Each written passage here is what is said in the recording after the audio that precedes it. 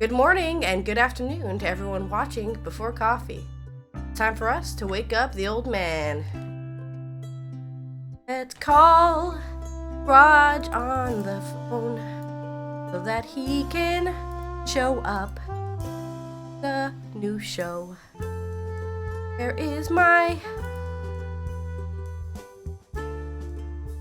ring, ring, ring?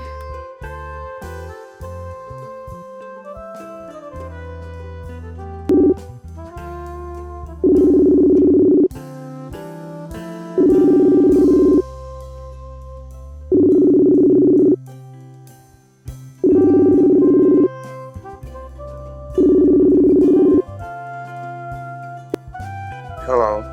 Morning. Good morning. You woke me up. Sorry? You woke me up. Okay.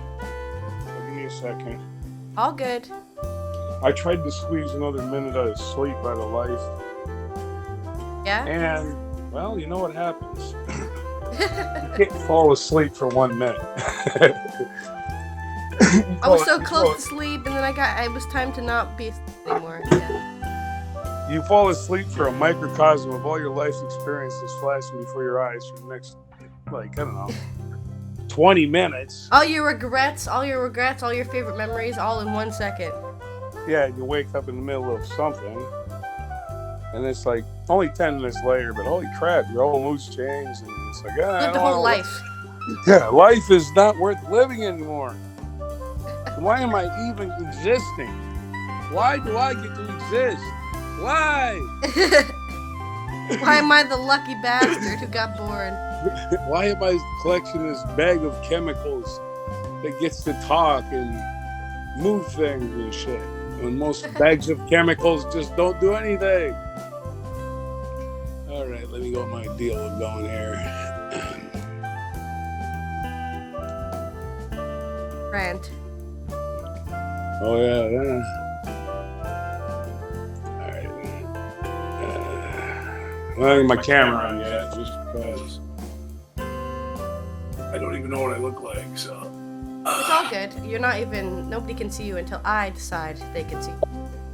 Right now, they're just looking at me with my wet hair and my Try Guys hoodie. I'm still sick, so I'm taking a hot shower every time I wake up just so I can get my lungs moving, so. I had to open the door to get some cold air in here because it's hot. So I had the heat on all night, so that really didn't do a lot of favors. Like a steam. That's why I had to open the door. All right, man. Today on Before Coffee, a hacker who was arrested recently was actually being subsidized by security organization DIVD. More on the Ohio derailment story as politicians and one weirdo descend on Ohio.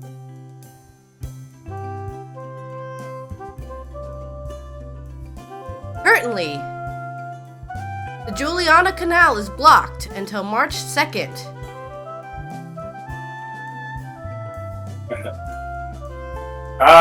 The Alex Murdaugh takes the stand in defense in his murder trial. And really sounds awful. After 1 year of war with Ukraine,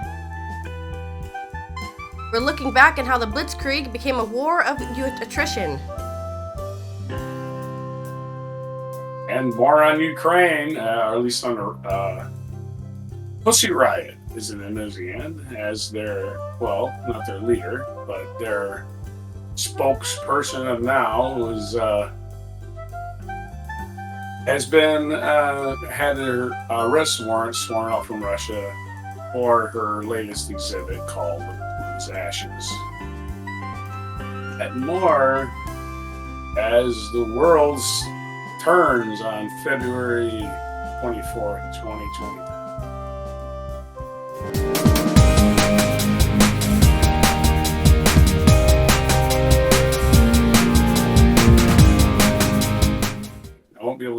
All right. Permit. First news story of today. One of the hackers who was recently arrested for a large-scale theft of personal data was active for the renowned security organization DIVD, the Dutch Institute for Vulnerability Disclosure. It is an association of Dutch security experts that conduct research into unsafe computer systems and that also receive a subsidy from the government. The government is currently considering giving the organization an even greater role in tackling cybercrime. The arrested researcher had access to sensitive information, sources report to NOS, cooperated in confidential investigation, and in this way could also access information that he could misuse. Whether that has happened or not is unknown. In an internal Slack message, DIVD reports that there are no indications that the man has abused his access. He immediately blocked him and denied him access to our systems, writes Organization Crisis Manager. We are just as shocked as everyone else, says a DIVD spokesman. In the internal message, the crisis manager describes the arrested hacker as a nice colleague of whom we had no indication that he was involved in matters that conflict with our code of conduct.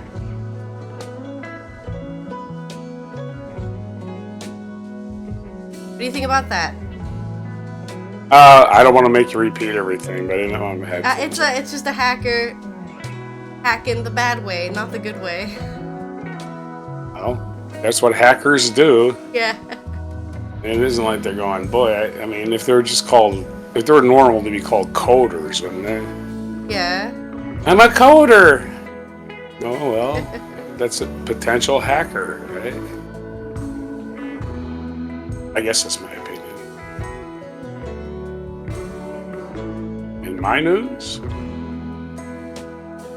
Crew alerted to problem just before Ohio derailment, investigators say. This is according to the New York Times and their staff writers, Mark Walker and Emily Cochrane. The crew of a freight train that derailed in Ohio this month received an alert about an overheated wheel bearing only shortly before dozens of the train's cars left the tracks, federal investigators said on Thursday, raising questions about the adequacy of safety measures used by the train's operator. An initial report from the National Transportation Safety Board found that while the wheel's bearings had been heating up as the train carried toxic chemicals and other cargo through Ohio, an alarm did not sound to alert the crew to check the hot axle until the train passed the sensor not far from where it ultimately derailed. The sensor registered that the wheel bearing was 253 degrees above the ambient temperature, the report said. The crew, already braking as the train followed another, slowed down even more after hearing the alarm. According to the safety board, the crew then saw fire and smoke and reported a possible derailment to the dispatcher. 38 of the train's 149 cars ended up leaving the tracks. The timing of when the issue was alerted to the overheated wheel bearing is a key issue the federal investigator into this derailment in the outskirts of East Palestine on February 3rd. So I've looked at what these sensors are. There's a sensor that counts how many cars. There's a sensor, and that actually does a lot of things. It's just a little sensor that lays under the wheels, and the wheels pass over it, and it measures the ambient temperature of each individual wheel. And this sensor, they're not too pleased with what manpower. If they had better safety procedures, if they had better regulations, and of course, the regulations, the last administration, the Trump administration deregulated the railroads, and the company that crashed this train, they were one of the biggest proponents pushing for this deregulation. And now they're blaming everybody else. Of course. And of course, the company is just hiding. But this was out of Right. our hands. We're just a company. It was the workers who we caused it. They're trying to blame everybody but their regulation, as they Yeah. always do. Yeah. Right. In Netherlands news, Juliana Canal is blocked until March 2nd. It is a canal in Limburg, and it was blocked until March 2nd after water suddenly flowed under the sheet pile wall during work yesterday. Rijkswaterstaat will use the coming days to restore the situation and ensure safety. Speaking of regulations, this is how you have proper safety regulations. Yesterday morning at around 8 a.m., a huge construction site in Julian Canal was full of water. The soil under the sheet pile wall would have been washed away. The people who were working in the construction pit were able to get themselves to safety in time, and then shipping traffic was halted. 2 days extra detour is now required because of the heavily used and the blockage that is currently in the Julian Canal. Ships have to detour via the Albert Canal in Belgium. That is an extra 2 days of sailing, says a spokesperson for Rijkswaterstaat. The Julian Canal is part of the so-called Maas route, an important shipping route to the ports in Belgium, Germany, and Netherlands. Since last year, work has been underway to make the route suitable for larger inland vessels, and the canal will be widened and deepened for this purpose. The shipping traffic in the canal is at a full standstill. The canal is closed. Ships are waiting on both sides until they can sail through again. But the Rijkswaterstaat will have to fix something first, and it won't be easy. I understand that the soil under the sheet pile wall has been washed away, says Eddie van der Vliet of the Algemeen Shippers Vereniging organization. That's what that word means, Vereniging. Okay. Rijkswaterstaat says that the sheet pile wall tub has subsidized over a length of 10 meters due to the incoming water. The whole sheet pile is more than 750 meters long. Flood construction pit cannot be pumped and empty until the whole sheet pile has been closed, and so requires a temporary dam. This is bad news for shipping. At peak times in the afternoon when the ships are loaded, it is really busy. Then there are about 10 ships per hour. Emphasizes Skipper van der Vliet. The Julian Canal is important inland. We already talked about this. The construction pit in the Julian Canal has been dry since November for the work to widen the canal between Berg aan de Maas and Obicht. The canal will therefore be suitable for ships with a width of 11.4 meters and a length of 190 meters and a draft of 3.5. Alright, that's it for me. It's the When story. problems happen, you stop is that everything gonna- and fix them. Is that going to drive up prices there? Is that going to cause shortages? I think it's probably going to drive up the costs of the shipping ships because they have to travel an extra 2 days. Means they probably have to pay for more fuel. I think probably deliveries will be late. Well, So, if I think you could deliveries argue are there will slow, be a that creates increase. shortages. Yeah. If deliveries are slow, you create shortages, you create prices go up. Yeah. Because you can charge what you want and then you got a shortage. Oh, I need some Spam. That's $40 for Spam? I'm going to Spam then. Okay, here's my $40. Okay. The people will pay whatever for whatever. Who knows? We're diseased. We got weird minds. Okay, and the other stories today. Did they do the Alex Murdaugh trial? Let's do that. Alex Murdaugh is on trial for the death of his wife and son. In the morning, and this is another story, New York Times. Nicholas Bogle Burrows reporting from Waterboro, South Carolina. Off. In the more than 20 months since his wife and son were killed, Alex Murdaugh, the scion of South Carolina legal dynasty, In the more than 20 months since his wife and son were killed, Alex Murdaugh, the scion of South Carolina legal dynasty, has rarely spoken publicly, even when prosecutors charge him with the killings. As reports of his questionable financial dealings, botched suicide plot, and expensive drug habits swirled in the national spotlight, he remained quiet. But on Thursday, Mr. Murdaugh talked for hours, taking a witness stand in his own murder trial. Mr. Murdaugh acknowledged that he had stolen from his law clients. He conceded that he had pocketed a check he was supposed to hand over to his law firm. And he admitted that he had lied to the police about his whereabouts on nights of killing. But, hey, I didn't do it. Why would I lie if sorry. Didn't make a good witness is the upshoot of it. But I guess they don't have another theory, the defense, what happened. So, opposite of OJ did not take the stand. This guy, well, we're comparing rich guys, because rich guys usually get, sentences where, well, you can't make him suffer, he was rich.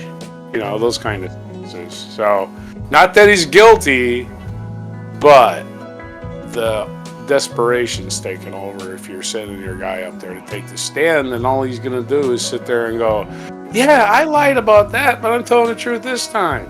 Oh, I lied about that, but I'm telling the truth this time. Oh, I lied about that, but I'm telling the truth this time. Sure, I committed perjury, but who hasn't committed perjury in their days? Well, you're going to commit perjury when you're going to get the freaking death penalty, I think. You're going to lie as much as you possibly can. But that's what the jury to decide, not me. But I'm thinking, if I'm in the jury, I'm like, how do I know when this guy's telling the truth? Show me a picture of him telling the truth and a picture of him telling a lie, so I know the difference. Other than that, he's probably a pathological liar, and he sounds like it. So, what are you going to believe? Yeah. I can say what I want. I'm not in the courtroom. You can have your opinion. I can have my opinion. I can editorialize based on the evidence. The jury is actually hearing the evidence. I'm not alleging anything. I'm just saying the believability factor is very low. What are you going to tell me next, buddy? George Soros, your character witness? Okay, go ahead. All right, speaking of trials, in media news, we've got two big trial convictions. First, for film producer Harvey Weinstein. He has been sentenced to 12 years in prison for rape. Former American film producer Harvey Weinstein has been sentenced to 16 years in prison for raping a woman in Los Angeles hotel. Weinstein was already sentenced to 23 years in prison for sexual offenses in 2020.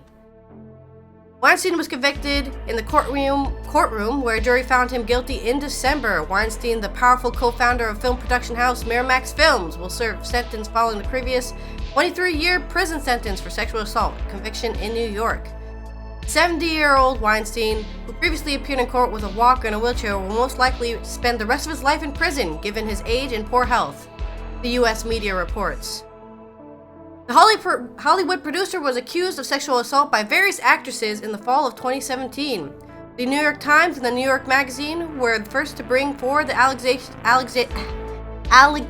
of actress Rose McGowan and Ashley Judd, among others.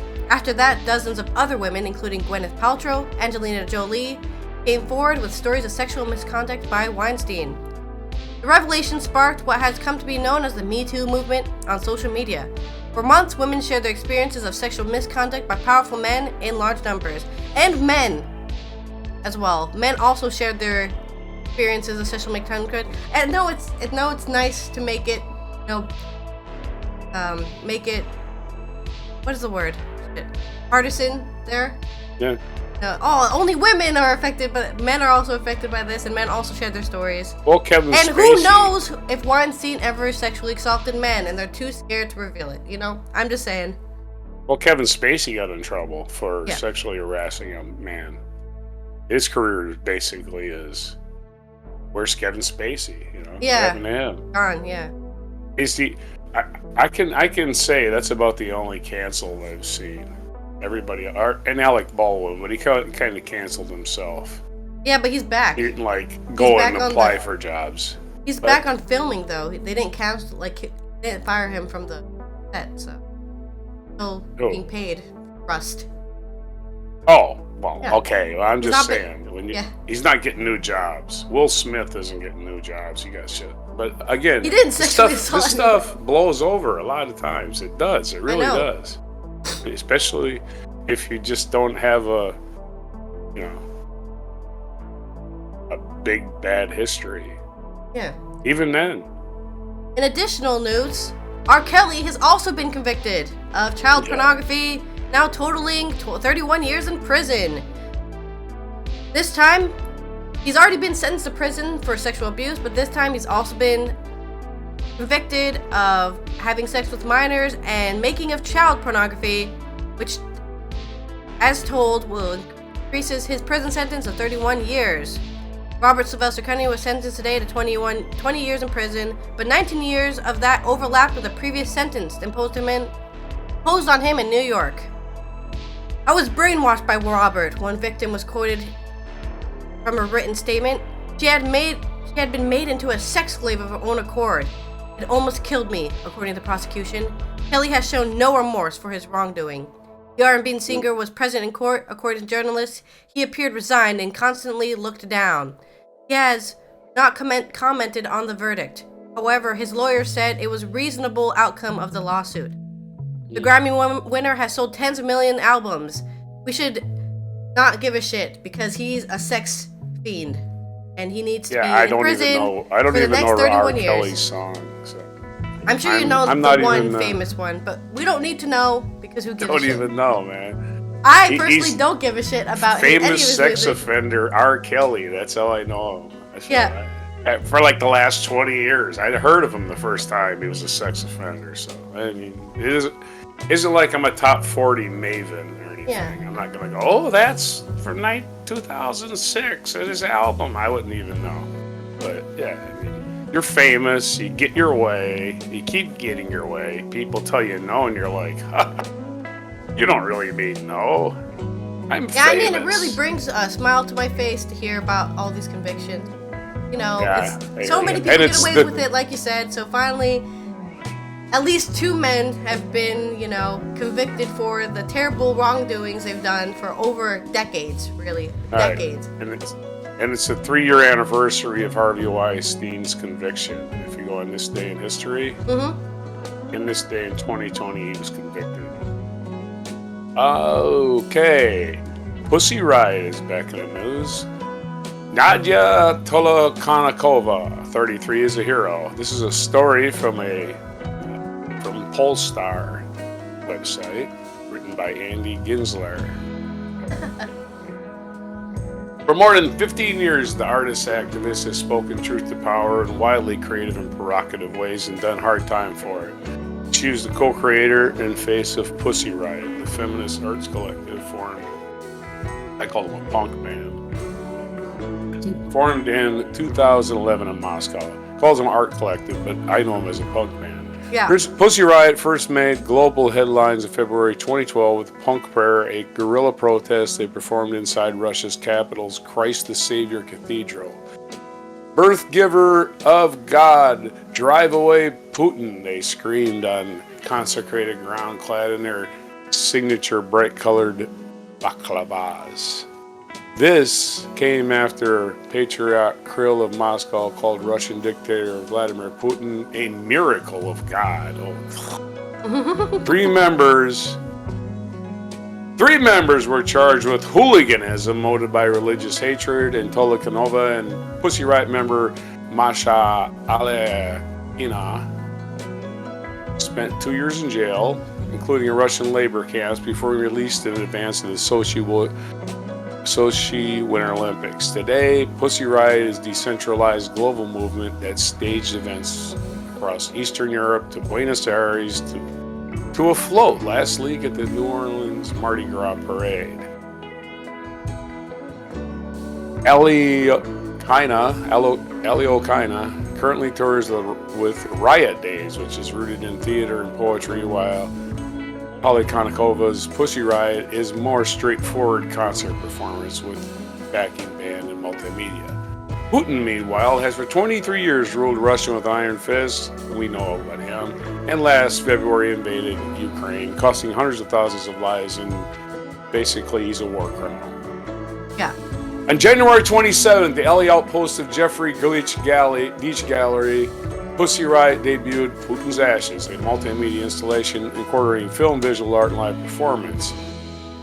Putin's Ashes film, projected on the main media gallery four walls, showed a dozen masked women from Ukraine, Russia, and Belarus in the desert marching a ritualistic ceremony, burning a 10-foot painting of Putin, while driving knives into the ground and pushing a button that neutralizes Vladimir Putin. Both the ashes and the button were on display, along with a beautiful print by artist Shepard Barry. Gallery attendees were given colorful baklavas that made Pussy Riot's performance in a nearby parking lot before some people seem itself like a protest. Vanakova screamed and growled in Russian on the makeshift stage with low-tech production and a half dozen abrasive songs, with Putin's name spewed repeatedly. Ukrainian activists expressed his gratitude for recently approved tanks and said they now need jets. Okay, again, my favorite Pussy Riot song goes something like this. Fuck Putin, fuck him in the ass, fuck him till he bleeds, fuck him in the eyeballs. That's basically kind of a rough translation. But like, more punk sounding, right? Like screaming. I'm totally making that up, but I'm okay. pretty sure that's the... I'm pretty sure that's the gist of it. And I do listen to their music, and it's like, I don't care what they're saying. This is great. All right. Because, yeah, music is just protest. Right. Speaking of Ukraine, French President Macron is speechless when he receives a call from his Ukrainian counterpart Zelensky on February 24th. They are fighting all over our territory, Zelensky tells him. We couldn't have imagined this. This is not like 2014. This is much, much more. Macron flew to Moscow in the weeks before. Like other European leaders, he hoped to convince President Putin that war in Europe must be avoided at all costs.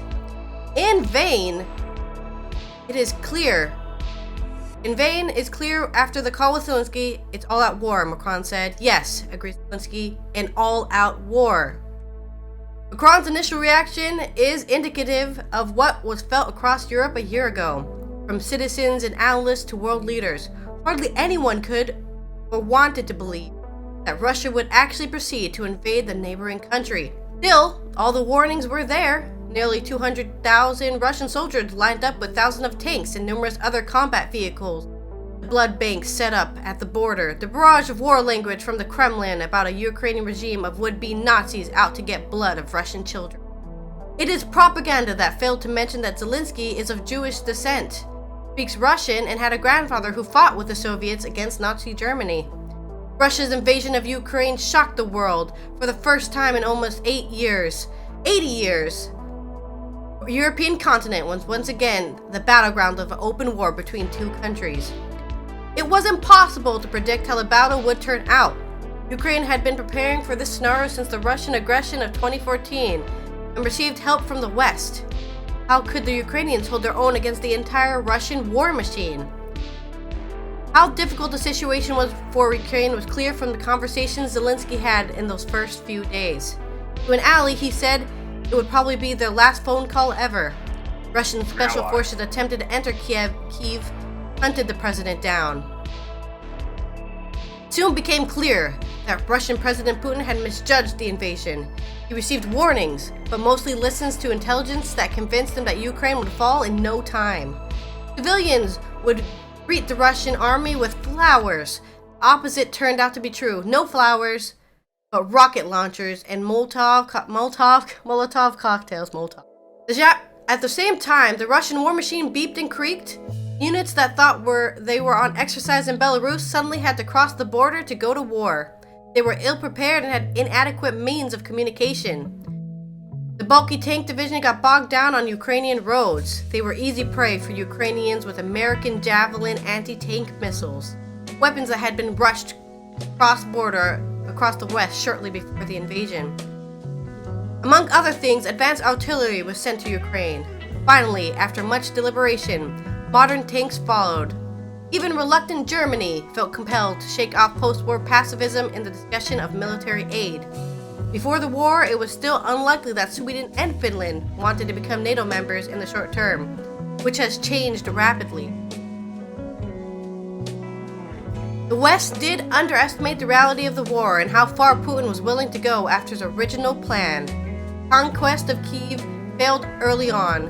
The hope was that given the large-scale losses and limited success on the battlefield, the Russian leader would at some point change course and take a seat at the negotiating table. Instead, Putin doubled down. Occupied territories were annexed and mobilization was declared to make up for losses. The president instructed the war industry to ramp up production. That Russia still wants to conquer more territory is evidenced by renewed attacks in Donbass. In his address to Russia this week, Putin made clear again that he has no intention of adjusting his ambitions. In the meantime, a blitzkrieg of a few days has turned into an all-out battle that has been going on for a year, with several 100,000 dead and wounded. Russia and Ukraine are preparing for a war of attrition, a long-term conflict. In the rest of Europe, there is also the realization this seems to be just the beginning of a total war that could last for years. That is an article from NOS, written by Christian Pauet, the foreign editor. We have any Very time well left? written. I skipped some parts because it was pretty long, but I thought it was a really nice article, really explaining how this started out as complete disbelief and then turned into, oh wait, this is for real? Guys, this is for real. Yeah, and at some point, Putin's got to come up with some kind of idea to save face. Yeah. Like, hey, we won this war, really. We held on to Crimea, you know? Yeah. That'll be it. They tried to take Crimea from us, and, you know, whatever. Yeah. So, how much, do we have any time left? Yeah, you can do the in this history stuff if you want. That's all I got time for? Yep. On this day in history! We already mentioned Harvey Weinstein. We know this day in history because you just reported February 24th last year, basically, tanks rolling into Ukraine. Birthdays today. Floyd Mayweather, American boxer, turns, math. Turns 46. Steve Jobs turns 68. That's it, man. I don't know any of these other people. Were you gonna do another section about your picture? I was, but you said it yeah, didn't you have can. time. Can. Okay. All right. Today's Black History. This is our second Black U.S. Congressman. He's this guy. This picture in the back. Yep. Right. Finger ass.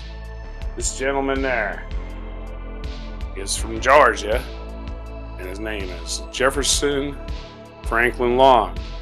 The second African American elected to U.S. House of Representatives, Jefferson Long served less than 3 months, the shortest term of any African American member, but nevertheless became the first member to speak on the House floor. Speaking against the Amnesty Bill, which restored political rights to most former Confederates, Long pleaded with his colleagues to acknowledge that the atrocities being committed by white supremacists in Georgia, do we then really propose here today, when loyal men dare not carry the stars and stripes through our streets, to relieve from political disability the very men who have committed these Ku Klux outrages?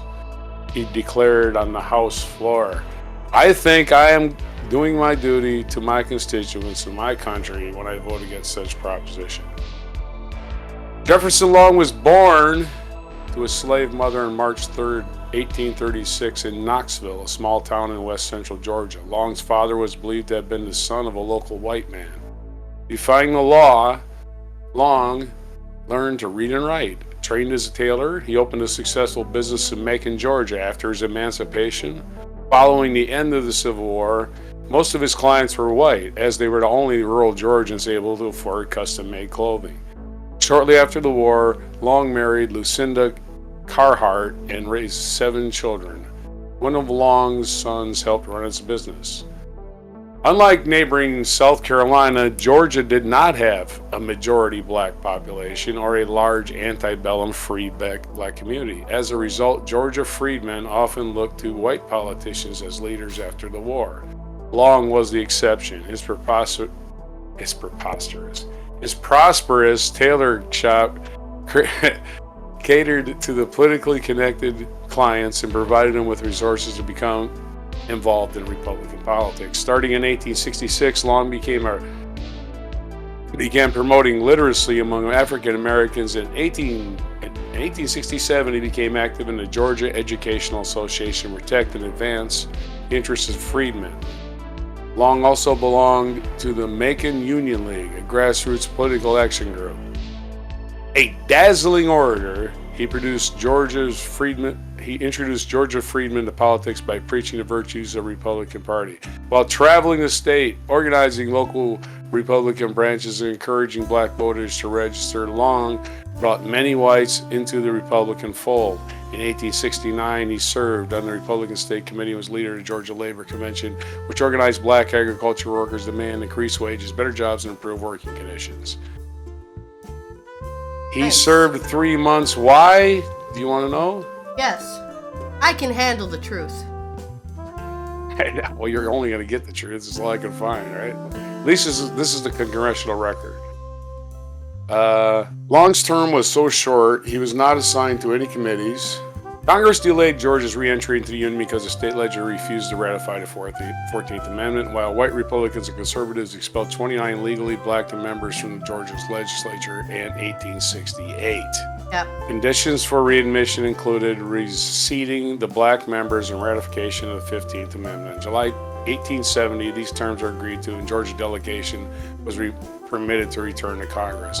A special election was to fill the delegate. So basically, they said, we're going to have a special election and put some white politicians to replace these, and that's why he was only in Congress for 3 months.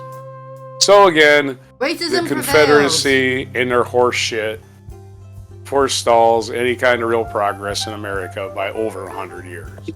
Yep. You want to hear how his life ended? I suppose.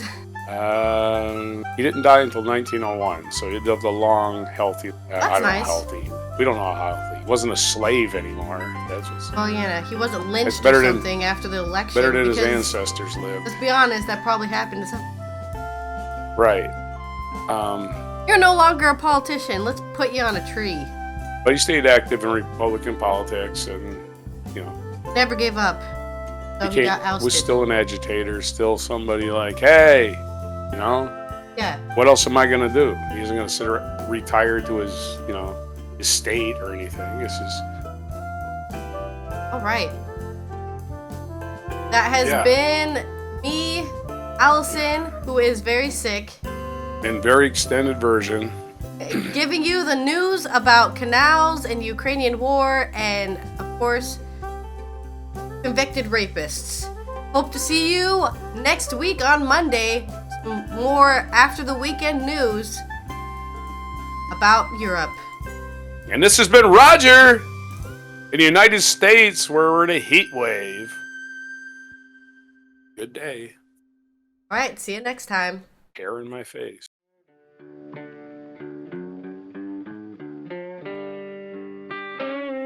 Be sure to hit the like, subscribe, and notify buttons, and follow our other channels, Toxic Alley, History of Gravy, and Scratchy Old Records.